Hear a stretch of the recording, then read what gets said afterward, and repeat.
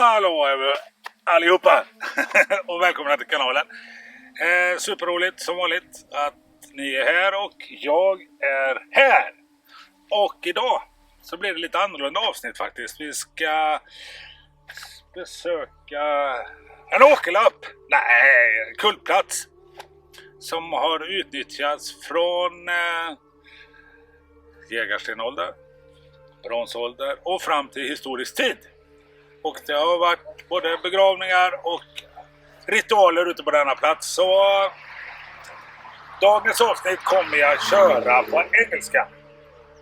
Så det blir väl lite mer spännande att se om vi kan klara av det här på engelska.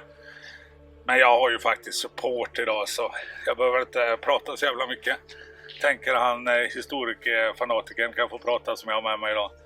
Men som vanligt, kom ihåg, gilla, dela och, men sist inte minst, prenumerera och kommentera. Så häng med nu! So everybody, this is the guide for today on this cultural burial ground. So thank you. My name is Mats. I will try to be a guide today. I am not an accomplished scholar, but I have a degree in history and minors in archaeology and cultural anthropology. So hopefully I can contribute a bit to this. For the moment we are in the old land of the old Geats. Yeah. Västergotia. It's a very rich area for if you're into this kind of stuff. You can find a lot of stuff. One most famous is the one in Bohuslän with the rock carvings from the Bronze Age.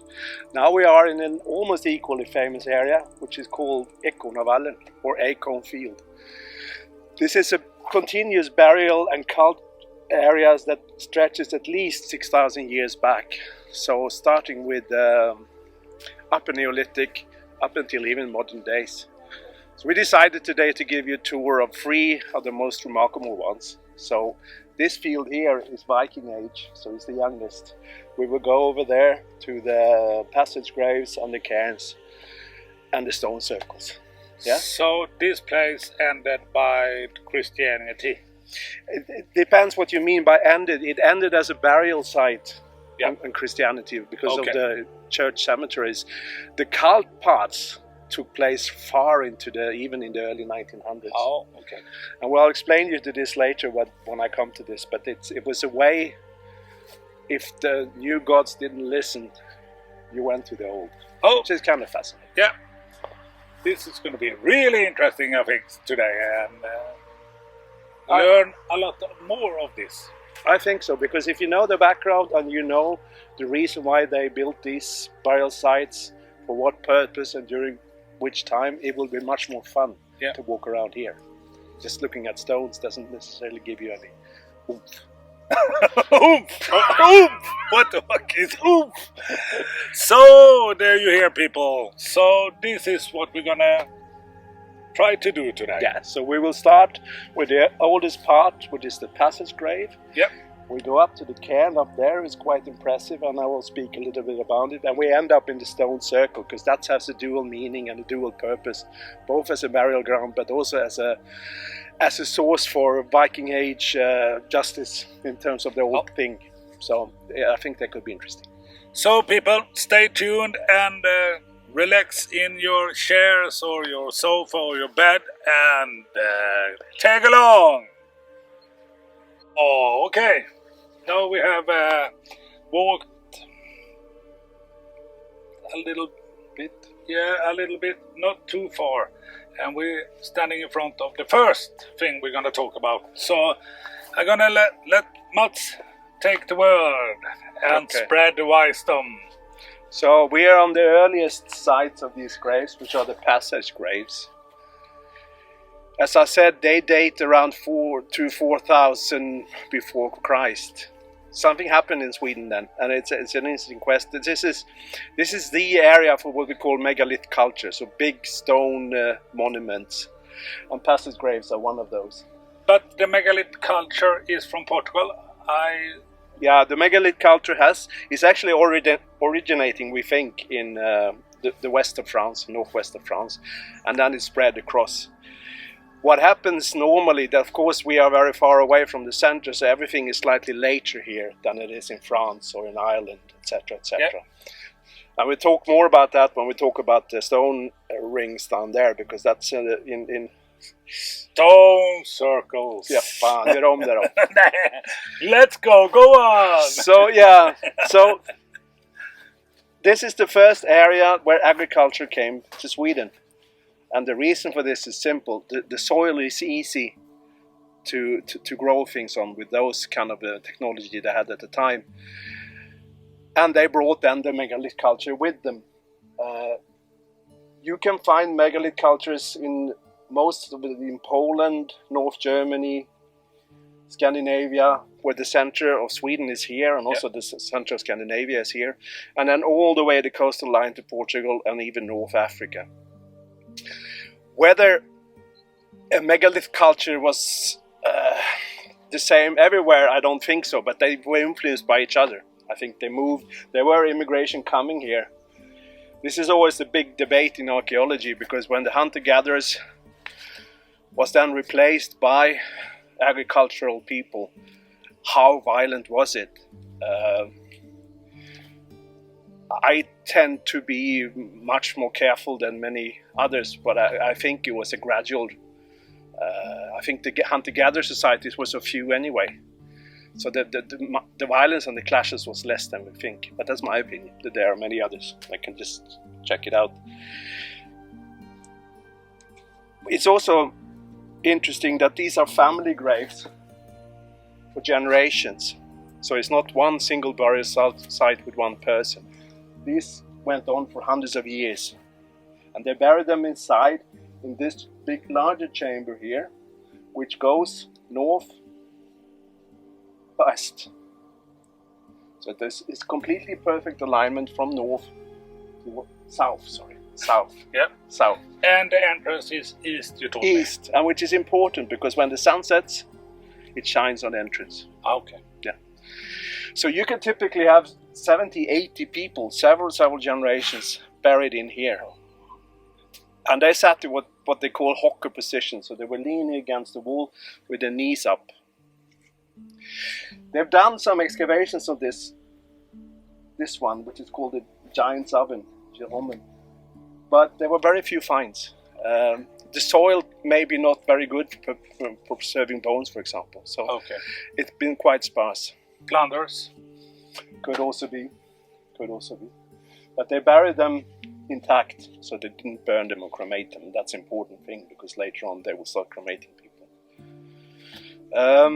Did they, when they were buried, did they get any things with them to the grave? Yeah. Like the old pharaohs and... Yes, of course, it was usually practical things that you need in the afterlife. It is not like Viking Age where you buried with horses and swords and all kind of stuff you need, but you got some stuff for an everyday living. Oh.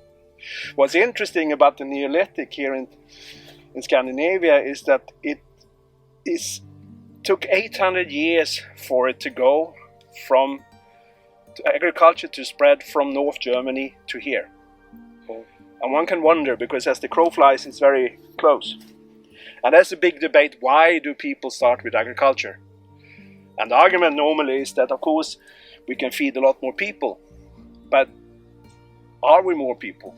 It's not the logic in that to me.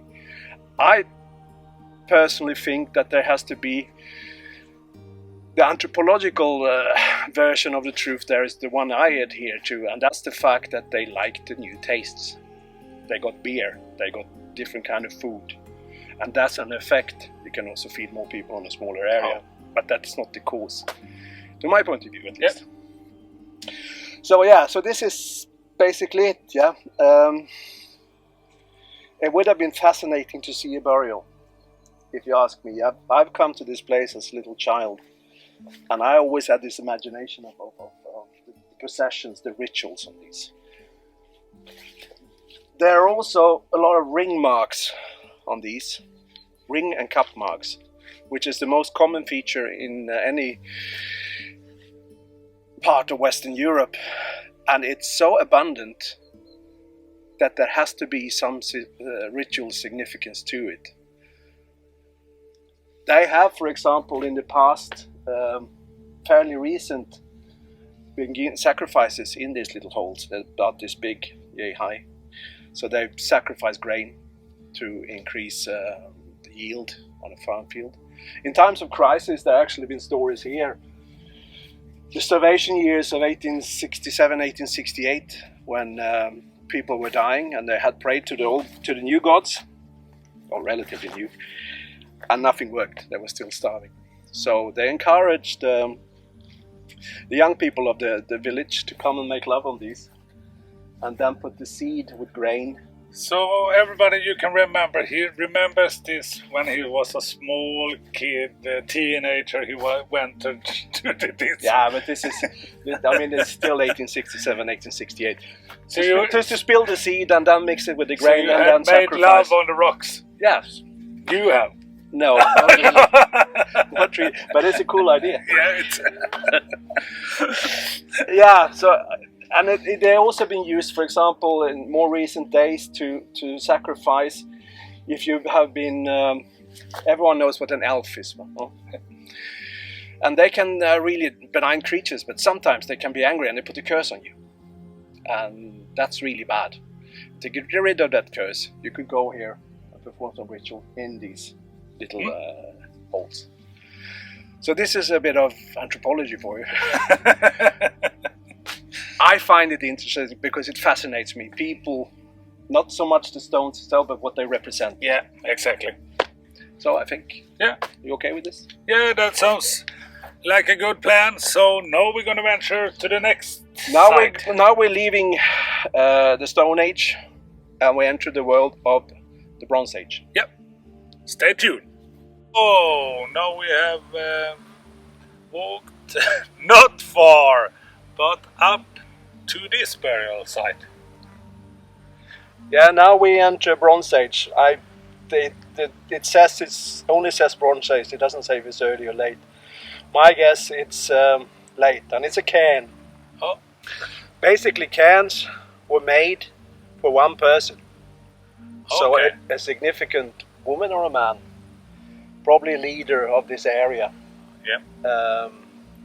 If it's early Bronze Age, there is a coffin and it's intact with whatever gifts they took with them in the... A coffin? Yeah. In the early graves? Yes. Yeah.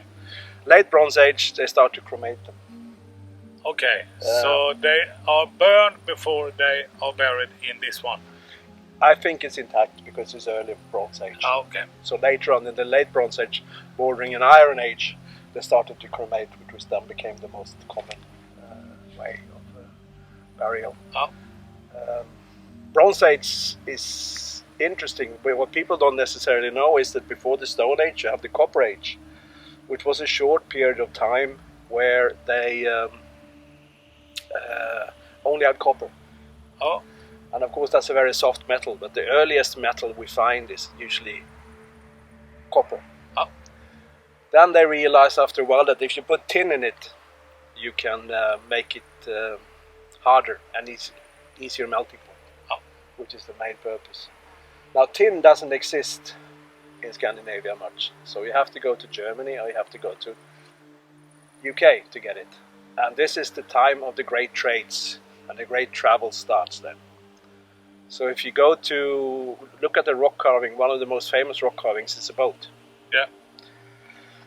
And they say it's somehow significant as a trade. So they travel down in long canoes all the way down to North Germany and into the rivers, and either traded the tin or stole the tin. Ah. The question is whether how much of it was actually looting, and some researchers say that the origins of the Viking Age of looting comes from there. Oh. But this is just speculative, so I can't say. So they are buried on a height. Yeah. Everyone is buried on a height, right? Always on a height, because they should be seen.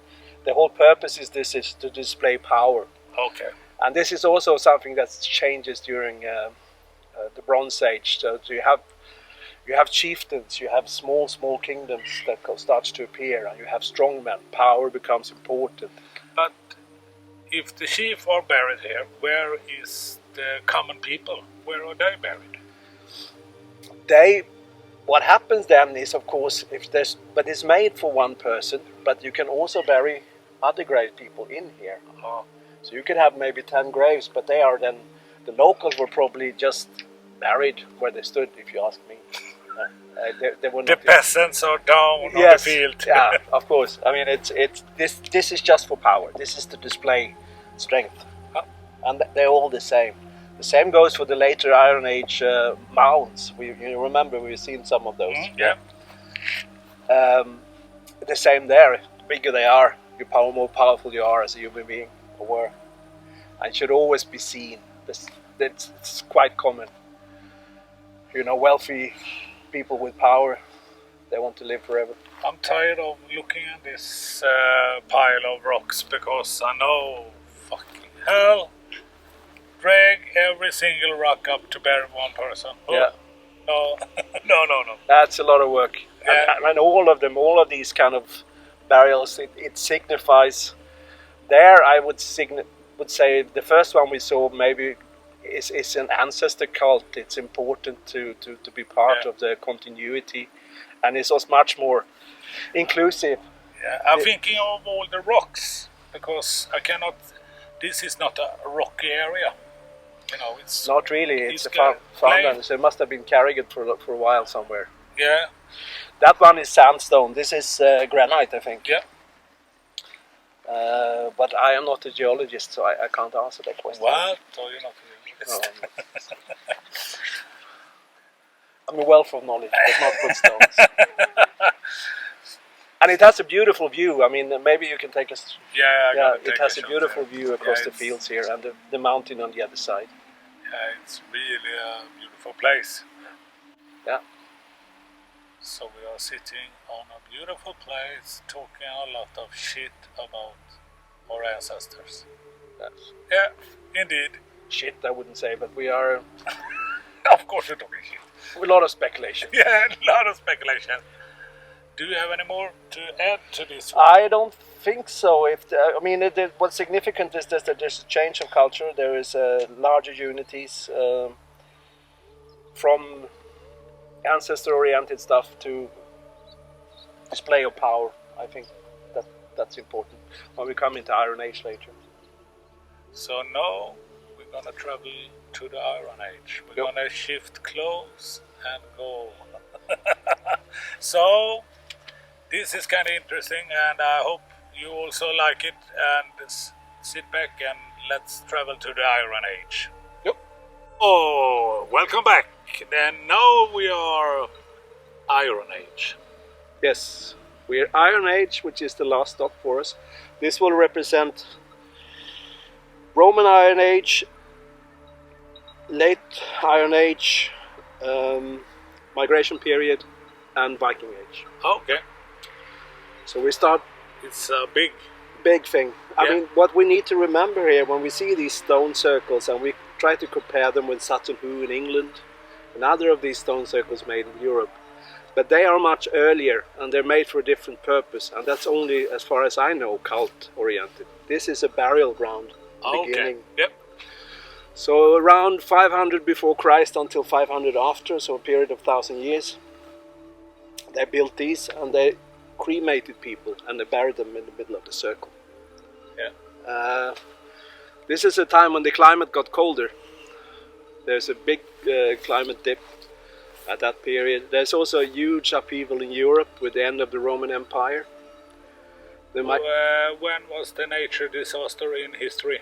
Was it? It's around that time, 500 after Christ. Yeah, because the sun didn't shine for 3-4 years. But you had an earlier climatic change also. But there's two of them. There's one at the end of the Bronze Age, and then around the end of the migratory period. And this you can actually see in the written records from Irish monks. Okay. So that one is at least, then you have to use other scientific methods for the other one, but that's written down. So I would say it's history, not archaeology. Yeah, the way and fall of the Roman Empire. All this overpopulation by the Germanic tribes, including here, meant a lot of people migrated down to Europe. The Goths. Now the Goths is a big debate whether they were of Scandinavian origin or not. It depends on who you ask. I think the consensus is that they started from actually west, south and southwest of Scandinavia, and then migrated down to the Vistula River. And then of course there's a conglomeration of cultures that meet. But if you check out in Europe, this was not a burial site in Europe. The judgment rings are stone circles. Sorry, in my native tongue is called judgment rings, so that's a Viking Age use of it. Will I come to later? It's very typical West Swedish. These kind Okay. Yeah, they exist elsewhere as well, but the concentration of them is very strong here. Okay. I mean, we saw one. Was it this winter? We went to a bigger one. Yeah, exactly. Yeah, and they are significant. I know they have 3 or 4 here, but most of them are grown up by grass. They're usually 7 or 9 stones, and those who want to check if I'm right can count. There's one missing there, so add it and you get 7. There's, to my understanding, no understanding why there were 7 or 9, not an even number. Oh, okay. That is significant later on. So you have the migration period that goes into what we call in Sweden Vendel time, which would correspond in Europe to Merovingian time. Our counting in historical is different from Europe. We add Vendel time, we add Viking Age, which doesn't. No historian in Europe does this. So for people that don't know this, probably the most of the people have seen the 13 warrior then when they are fighting the Vandals. Yeah, so if you put it in, you have the Roman Iron Age up until 400, fall of Roman Empire. You have the migratory period with all the Germanic tribes up until 500-600 after Christ, where you have the Vandal time. Vandal or barbarians, or there's still no Christianity. We're talking about 600-700 after Christ, yeah. So before Viking Age. And Viking Age counts from 793 to 1066. Yeah. And the reason why it's so exact is that it starts with the first Viking raid in Lindisfarne. Yeah. And it ends with Wilhelm the Bastard, or as they call him in England, Wilhelm the Conqueror's invasion of England, 1066. Yeah. We know him as the bastard. In our chronicles, he was the bastard because he was a bastard. I was thinking of every time I play with my English friends on the game, I call them wimps and because they wear dresses in England. Yeah, we take an interest in old colonies, don't we? Yeah. But yeah, so and Wilhelm the Bastard or Conqueror, he was also Viking heritage from Normandy, and I actually done my DNA. And it turns that I'm mostly inbred Norwegian. But the second one is actually Norman stock. So you play banjo and drink moonshine? No. No, I'm actually Norman. Yeah. So it proves that there were all these migrations coming along. This is also clear when we come closer to Vendel time, migration period, and Viking Age. This will have a second use. Yeah. And that is as a place where you would do the thing. The thing is a very Germanic way of justice. So people around a certain area came once a year to judge on crimes, what happened, what was wrong, and etc. etc. Divide lands between people. Yes, even kind of a parliament. Do we go to war? Do we don't go to war? Do we find alliances? And once a year they gathered. And they're significant, what I said earlier, they're the 79 stones. Yeah. So 1 person per stone, always a decision. Ah, okay. So 7 or 9 persons decide Yeah. Yes or no? Always uneven now. Probably in this small area it actually reflected the stone, so you have 7 more important people that were men mostly that will decide whatever it is. Thing is not only Scandinavian, it's also was huge in England, hence the English name, and also in Germany. The old Germanic tribes, they all used the thing. So that's important. This is by far not the biggest, so I think this was covering a smaller area. I would also gather that this is also starting to be decline as a cultural burial site. Yeah. Christianity here in West Sweden came earlier than the rest of Sweden. Basically because of trade contacts over the ocean.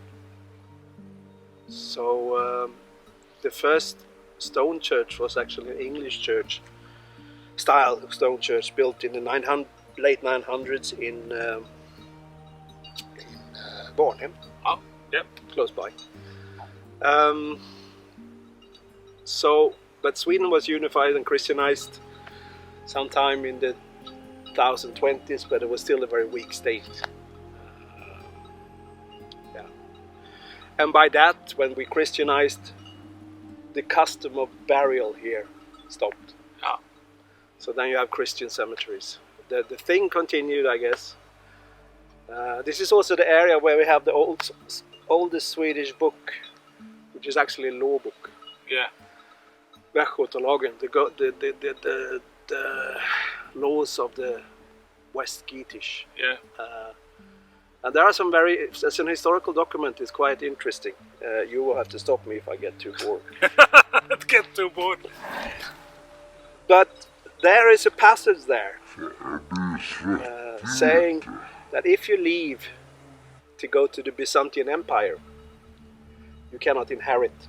Why would they go to the Byzantine Empire? Because of the Varangian Guard. The Varangian Guard was a guard that was protecting the empire in the Eastern Roman Empire. And there were apparently droves going down. Also to protect the king in London. So they thought we should stem this, so they will not inherit if their mom dies. They will inherit this. So now we're gonna learn the English listeners or what the people that watch this. Vi ska hålla ting. Yes. Yeah. We should. Anything. Or nothing. Or anything or nothing. What's interesting is also there was a great migration to England with the Great Heathen Army, which was a huge Viking army in the 800s. And they settled and then what became the Danelaw in England. Yeah. And the Danelaw, within the Danelaw, if you have a name, place name which includes gate, can either be gate or can it be geet. Okay. So one example of this one is Gateshead. Yeah. So they brought their culture, they traveled along, and I think it was because it was easier to travel across the ocean. And here they traveled west in Viking rather than east. Yeah. So you find a lot of Danegeld, for example, in this area. Yeah. This is a run. We're gonna round up this one. Yep. Are you happy? Bit nervous, but okay. Nervous, but okay. So, if you guys like this and want to see more like this kind of episodes, leave a comment. And as always, like it, Yeah. comment, and subscribe. Bling bling. So, thanks for us. And Thank you, bye. Mats. Thank you, Mats. Thank you, Mats. And see you later, boys and girls. Yeah.